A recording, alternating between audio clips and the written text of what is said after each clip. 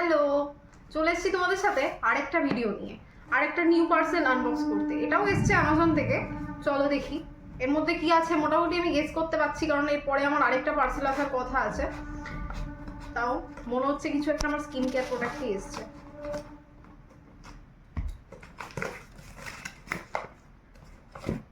এই যে দেখছো, এটা প্লামের হচ্ছে বুলগেরিয়ান রোজ ওয়াটার। তোমাদের সাথে এটাও আমি রিভিউ শেয়ার করব।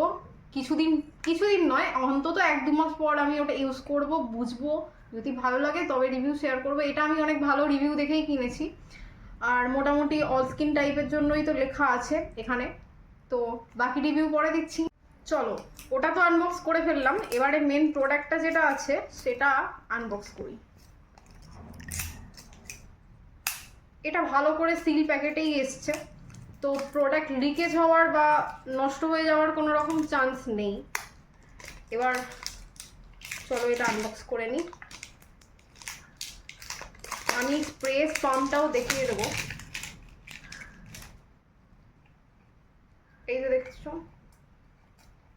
মোটামুটি খুব ইজিলি স্প্রে হচ্ছে, এবং এটা মেনশন করা আছে যে এটা ফ্রেগরেন্স ফ্রি, তো তোমরা সেই ক্ষেত্রে কোনো গন্ধ পাবে না। ঠিক আছে, বাকি রিভিউ আমি পরে দেবো। দেখা হচ্ছে নেক্সট ভিডিওতে। বাই।